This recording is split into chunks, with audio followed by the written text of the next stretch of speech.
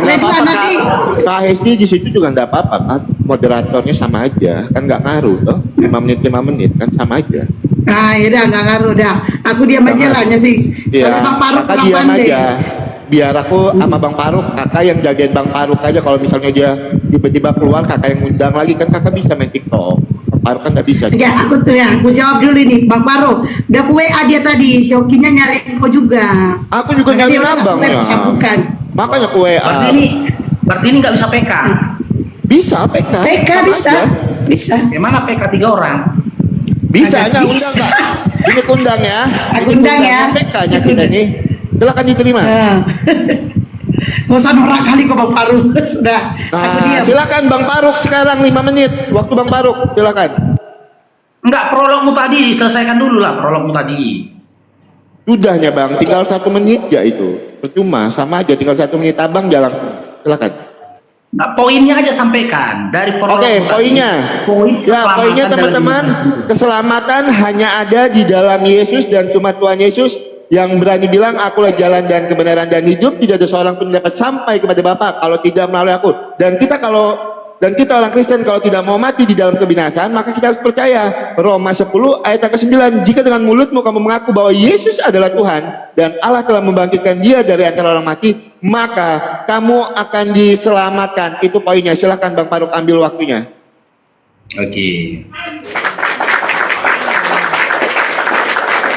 Oke, ya. Jadi teman-teman ya, nah prolog yang disampaikan oleh Oki tadi, data yang disampaikan oleh Oki tadi itu data yang tidak menguatkan, mengarah kepada keselamatan. Benar.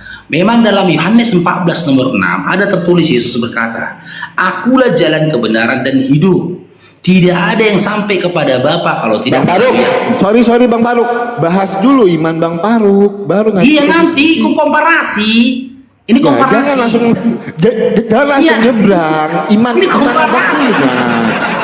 punya. Iya, karena kamu sudah duluan prolog, nanti imanku itu sebagai komparasi gitu loh. Karena kita tidak tahu putih kalau kita tidak melihat hitam. Kita tidak akan tahu sehat jika kita tidak pernah merasakan sakit. Gitu. Kita nggak akan pernah tahu kebenaran jika kita tidak melihat sebuah kesalahan. Nah, imanku Islam ini sebagai pembenaran gitu loh, untuk menunjukkan semua kesalahan dan juga semua kesesatan. Oke, memang di dalam Yohanes 14 nomor 6, Yesus itu berkata, "Akulah jalan kebenaran dan hidup. Tidak ada yang sampai kepada Bapa kalau tidak melalui aku." Akan tetapi, jalan kebenaran dan hidup yang dimaksud oleh Yesus itu diperjelas oleh Paulus ya, dan ditentukan oleh Paulus, tertulis dalam Galatia 3:13 ini. Di data ya, kita buka dulu. Galatia 3:13. Tuh, kayak mana balikan kamera nih? Oke, udah. Ah, ini. Nih. Kristus telah menebus kita dari kutuk hukum Taurat dengan jalan menjadi kutuk karena kita. Jalan yang dipilih oleh Yesus untuk menebus orang-orang dari hukum Taurat pada masa itu, menurut ketentuan dari Paulus, adalah dengan jalan menjadi kutuk. Dan di prolog awal tadi, ya, si Oki sudah mengakui Yesus menebus kita dengan jalan menjadi kutuk. Dia sudah mengakui, sudah mengatakan. Nah, sebab ada tertulis, terkutuklah orang yang digantung pada kayu salib. Di sini jelas ya tertulis bahwasanya Yesus menebus kalian dari kutuk hukum Taurat dengan jalan menjadi kutuk. Sementara dalam Matius 24 nomor 25 nomor 41. Bentar ya. 25 nomor 41. Di sisi lain Yesus berkata, yang tadi perkataan Paulus ya dalam Galatia 3:13, di sisi lain dalam Matius 25:41 Yesus berkata, dan ia berkata juga kepada mereka yang di sebelah kirinya, "Enyahlah dari hadapanku, hai kamu orang-orang terkutuk, enyahlah ke dalam api yang kekal yang telah sedia untuk iblis dan malaikat-malaikatnya."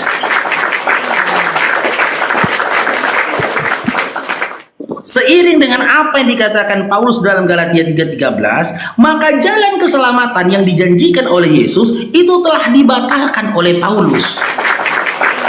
Karena ternyata berdasarkan Galatia 3:13, jalan yang dipilih ya oleh Yesus untuk menjadi keselamatan bagi iman Kristen itu adalah dengan jalan menjadi kutuk. Sementara di dalam Islam begitu mudahnya gitu loh. Kami tidak perlu penjabaran yang panjang lebar ketika kami mau memaparkan keselamatan dalam iman Islam. Kita berangkat dulu di dalam surah Fussilat ayat 30. Keselamatan dalam Islam. Fussilat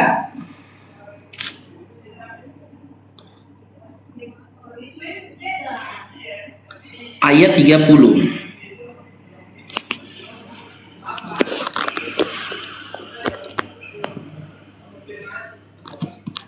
Nah, ini datanya ya. Fussilat 30. Innal ladzina qalu rabbuna Allah tsumma istaqamu tanazzalu alaihimul malaika illa takhafu wa la tahzanu wa abasyiru. Bang Faro, habis waktunya. Enggak, belum pakai waktu kan? Biarin aja Kak, biarin Kak. Kan aku Udah pakai dari waktu dia 1 tadi. menit tadi Kak. Aku pakai waktu dia 1 Iya, dia tadi Jalan. Oh, iya, lanjut. 1 menit.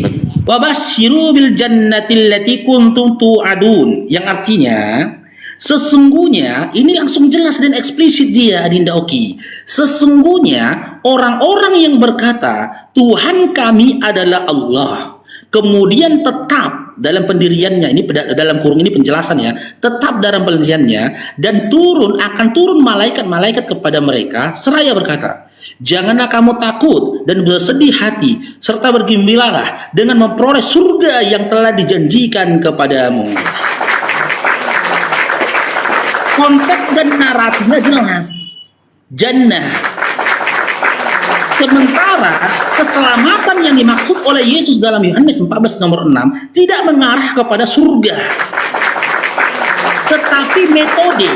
Karena jalan itu adalah metode. Dan metode itu dinyatakan Paulus dengan jalan menjadi kutuk. Dan dalam Matius 25 nomor 41, orang-orang terkutuk akan dilemparkan ke dalam api yang kekal bersama dengan iblis.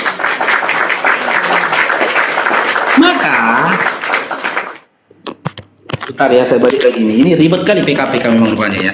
Maka ya, jalan keselamatan yang dijanjikan oleh Yesus telah digiring oleh Paulus menuju apa? Menuju api yang kekal bersama dengan iblis. Oke, Gagal semua rencana dari Yesus. Silakan. Oke. Ya.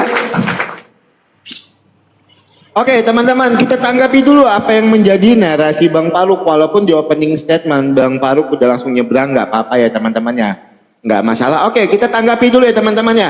Kenapa Tuhan Yesus itu mati terkutuk di dalam Galatia 3 ayat yang ke-13? Saya sudah jelaskan di awal. Tuhan Yesus untuk menghapus kutuk dosa itu, Tuhan Yesus sendiri mati terkutuk di kayu salib di dalam Galatia 3 ayat 13, menggenapi apa yang tertulis di dalam Ulangan 21 ayat yang ke-23. Untuk apa? Yohanes 3 ayat 16, karena begitu besar kasih Allah akan dunia ini sehingga ia mengaruniakan. Buka Waktu data saya aku tadi. Kan saya bacakan ayatnya Bang, saya hafal ayat itu. Nah, dibuka. Ya. Kalau kita pun hafal, tapi dibuka lah. Kalau Oke, kayak gitu siap. caranya, Oke. gitu. Oke, siap teman-teman. Ulangan Karena 21, Bang Faruk minta dibuka. dibuka. Oke. Jadi Tuhan Yesus itu kenapa dia mati di kayu salib, mati terkutuk di dalam Galatia 3 ayat yang ke-13, boleh buka di dalam Ulangan 21 ayat yang ke-23. Tuhan Yesus menggenapi apa yang tertulis di dalam Ulangan 21 ayat yang ke-23 itu dulu yang pertama. Sebentar, saya bukakan kameranya. Oke. Penguburan orang yang dihukum mati, baca ayat yang ke-23-nya, maka janganlah mayatnya dibiarkan semalam-malaman pada tiang itu, tetapi haruslah engkau menguburkan dia pada hari itu juga, sebab orang yang digantung terkutuk oleh Allah. Janganlah engkau menajiskan tanah diberikan Tuhan Allahmu kepada menjadi milik pusakamu. Jadi kenapa Tuhan Yesus itu di dalam Galatia 3 ayat 13 mati terkutuk di kayu salib? Untuk apa? Untuk menghapus kutuk dosa itu, supaya kita tidak mati di dalam kebinasaan, melainkan beroleh hidup yang kekal. Yohanes 3 ayat 16, karena begitu besar kasih Allah akan dunia ini sehingga ia mengaruniakan anaknya yang tunggal, supaya setiap orang yang percaya tidak binasa, melainkan beroleh hidup yang kekal. Itu yang pertama. Yang kedua, Bang Faruk bawakan Matius 24 ayat yang ke-15. Loh, ini terima kasih Bang Faruk sudah membawakan ayat ini. Matius 24 25. Oke, 25 Matius 25. Matius 25 ayat yang ke nomor 41. 4. Sebentar, ayat yang 21. Sebentar ya. Ayat berapa? 41. 41. Oke. Ya. Siap. Ya, kita akan bacakan teman-teman, kita bukakan. Ya, kita bacakan karena beliau minta data, kita bacakan. Dan ia akan berkata juga kepada mereka yang di sebelah kirinya, "Enyala dari hadapanku, hai kamu orang-orang terkutuk. Enyala ke dalam api yang kekal, yang telah sedia untuk iblis dan para malaikatnya." Bang Faruk, terima kasih banyak sudah membawa ayat ini. Abang tidak baca di ayat yang ke... Sebentar ya, saya bukakan. Ya, dari ayat 32. Lalu semua bangsa akan dikumpulkan di hadapannya, dan dia akan memisahkan mereka dari seorang pada seorang, sama seperti gembala memisahkan antara domba dan kambing. Jeder, selamat datang di kebenaran. Ini bukan berarti Tuhan Yesus terkutuk di kayu salib. Merujuk kepada itu tidak, Bang Faruk Sianipar. Ini bicara tentang penghakiman terakhir. Orang-orang yang tidak percaya apa yang tertulis di dalam Roma 10 ayat ke-9. Jika dengan mulutmu kamu mengaku bahwa Yesus adalah Tuhan dan Allah telah membangkitkan dia dari antara mati, maka kamu akan diselamatkan. Kalau yang tidak percaya, maka akan dipisahkan antara domba dan kambing. Tertulis di data yang Bang Faruk bawakan, letter Lex. Nah, saya mau tanggapi teman-teman. Saya mau bertanya dengan Bang Faruk dulu.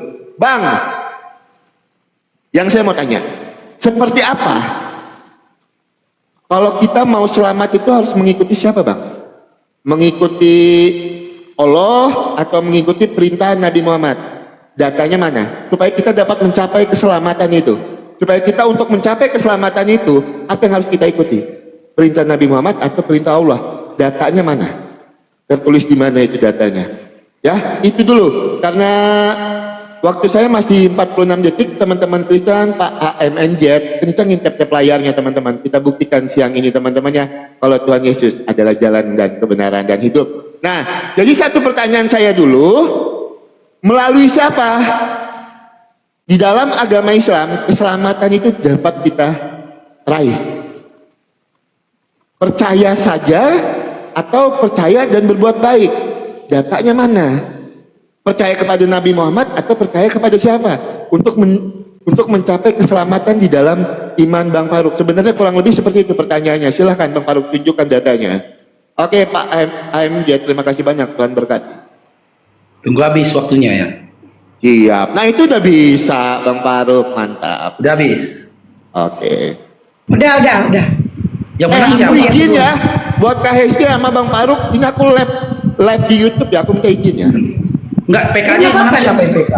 Yang PK menang siapa? Kak, Oki. Oh, tadi yang menang siapa tadi? Oki juga kayaknya. Kalah gitu. Mana itu? Oke. Giliran Bang Faruk sekarang ya. Jadi beginilah teman. Oke, sudah. Oke. Jadi beginilah teman-teman. Yang saya sayangkan dari teman-teman Kristen ini, mereka nggak tahu Bibelnya. Jika ada perkataan atau tulisan yang mirip-mirip tentang Yesus, mereka anggap itu nubuat. Sementara Ulangan 21 nomor 23 bahkan dimulai dari nomor 1 sampai seterusnya nggak berbicara tentang nubuat penyaliban Yesus. Jangan dicocok-cocok biologikan, ini datanya. Kitab Ulangan 21 itu bercerita tentang hukum penyaliban, di mana orang pada masa itu digantung di pohon kurma, bukan di atas jemuran. Ini penjelasan ini Dinda Oki ya. Nih, saya buka datanya nih. Ulangan 21-23 berbicara tentang perintah untuk segera menguburkan mayit seseorang yang dihukum metong dan digantung di pohon karena dianggap terkutuk oleh Allah. Perintah ini bertujuan untuk mencegah penajisan tanah yang diberikan oleh Allah, karena memang beginilah bahagian dari hukum Taurat pada masa itu. Tidak ada korelasinya ini dengan meninggalnya Yesus di kayu salib nebus dosa, nggak ada. Nggak ada korelasinya ini, Dinda. Makanya saya minta kepada kalian para penginjil-penginjil Kristen, sampaikanlah ajaranmu dengan kejujuran. Jangan comot-comot ayat. Karena di dalam Ulangan 21 ini, baik dari perikopnya bahkan sampai selesai, tidak ada berbicara tentang konsep penebusan dosa dengan digantungnya anak manusia di kayu salib. Nggak ada. Tidak ada. Itu hanya teknologi dari Anda saja. Nah, Anda bertanya bagaimana dengan keselamatan dalam Islam? Apakah harus menuruti Allah? Apakah menuruti Rasul? Kita mulai dengan surah An-Nisa ayat 59. Ini konsepnya. Quran surah, ketika kami menjelaskan iman kami, tidak ada tipu-tipu, Dinda Oki. Nih. Quran surah An-Nisa, ya, bentar ya. An-Nisa ayat 59. Kalau Bang Faru tidak salah ya. Nah, ini dia. Wahai orang-orang beriman, taatilah Allah dan taatilah Rasul. Ati Allah wa ati Rasul. Serta ulil amri, pemegang kekuasaan di antara kamu. Jika kamu berbeda pendapat tentang suatu kaum, kembalilah kepada Allah. Nah, ini penjelasan berikutnya. Tapi poin penting di sini, Allah sendiri yang memerintahkan. Taatilah Allah, taatilah Rasul. Kita nggak akan tahu makom takwa kepada Allah jika tidak diajarkan dan disampaikan oleh Rasul. Nah, konsep keselamatan di dalam Islam itu mutlak hak prerogatifnya Allah melalui rahmatnya. Rahmat Allah lah yang menghantarkan kita kepada keselamatan dunia dan akhirat. Lalu, setelah dalam surah An-Nisa ayat 59, kita berangkat ke dalam surah Al-Adzab ayat 21. Di mana narasi ayat seperti ini tidak ada terdapat dalam Bible, nggak ada. Ini saya buka Adinda ya. Al-Adab 21. Nih. Tegas, ini adalah legitimasi dari Allah, di mana Allah menyatakan kalau kau mau selamat ikuti Rasul Nabi Muhammad SAW. Legitimasi langsung dari Allah. Nih, yang isinya. Sungguh pada diri Rasulullah SAW benar-benar ada suri tauladan yang baik bagimu, yaitu bagi orang yang mengharap rahmat dari Allah dan kedatangan hari kiamat, serta yang banyak mengingat Allah. Adakah legitimasi seperti ini yang didapatkan Yesus dari Bapa? Karena berdasarkan Yohanes 17 nomor 3, Yesus menyatakan dia adalah utusan. Jika dia adalah utusan, maka yang lebih berhak menyatakan keselamatan itu adalah Bapa yang telah mengutus Yesus. Adakah ayat di dalam Bible di mana Bapa mengatakan, sungguh pada diri Yesus ada keselamatan bagi kamu yang mengikuti dia? Tidak ada satu ayat pun dalam Bible di mana Bapa menyatakan hal tersebut. Adapun perkataan dari Yesus itu hanya klaim sepihak dari Yesus ketika dia menyatakan jalan keselamatan. Hanya dia yang mengatakan, tapi Bapa yang mengutus Yesus tidak pernah mengatakan begitu. Silakan berikan datanya, dalilnya, di mana Bapa menyatakan hal yang serupa sebagaimana Rasulullah mendapatkan legitimasi dari Allah yang tertulis dalam surah Al-Adab nomor 21. Silakan. 21. Silakan.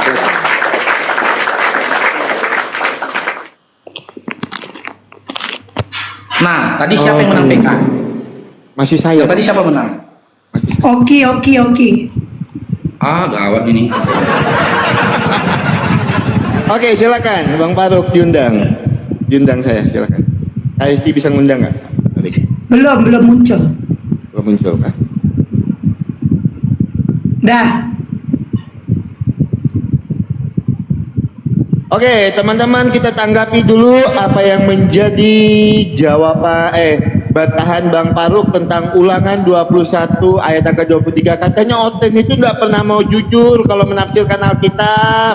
Ya, saya cuma mau sampaikan dengan Bang Faruk Syanipar, jangan kebanyakan pakai data IE.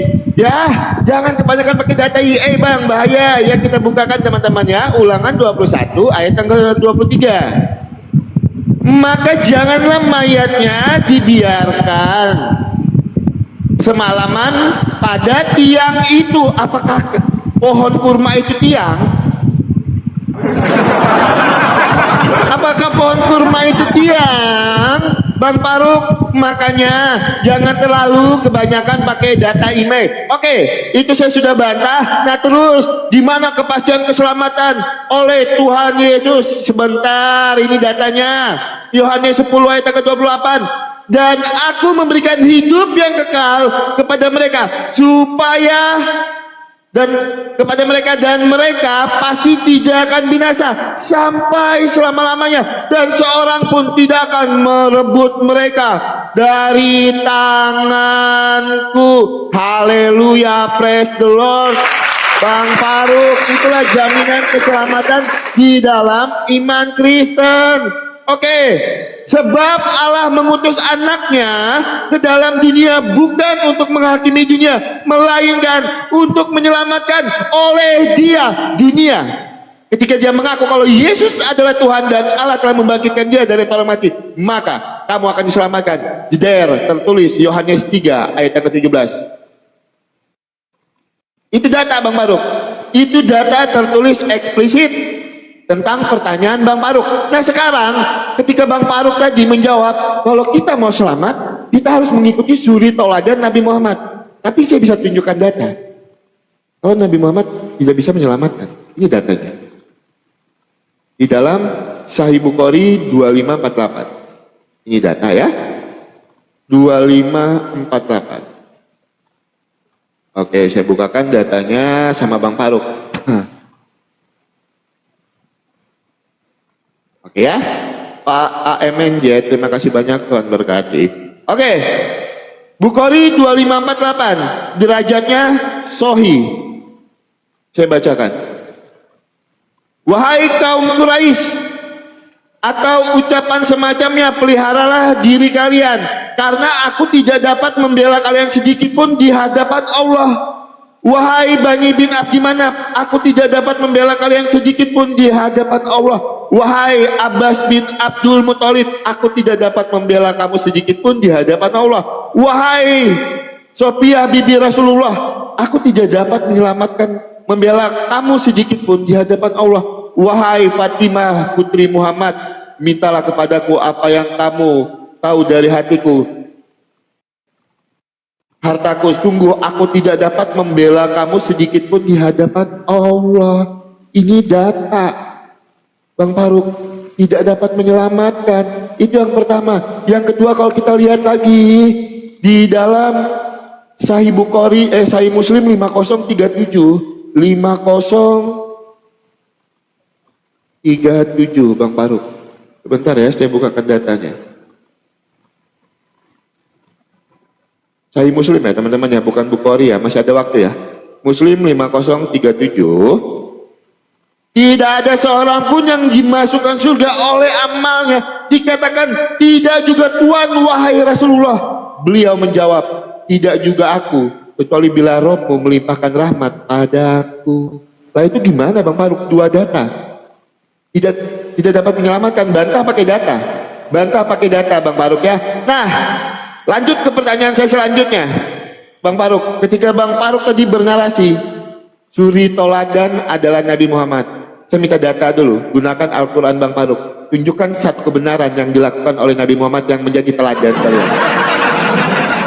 Kalau perlu Sirah Nabawiyah, saya punya buku Sirah Nabawiyah. Tunjukkan halaman berapa, nomor berapa. Saya bawakan bukunya, sebentar saya ambil. Ya, kalau perlu Sirah Nabawiyah, tunjukkan datanya.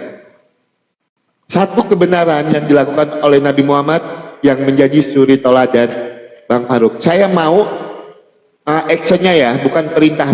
Bedakan antara action dan perintah, itu dua hal yang berbeda. Ya, sebentar saya ambilkan bukunya karena mereka pasti akan merujuk. Kesalahan, waktunya sudah habis. Kesalahan kepada Oki. Apa kesalahan Oki? Dek, Bang Faro nanya deh. Seperti tertulis dalam At-Taubat 21 deh.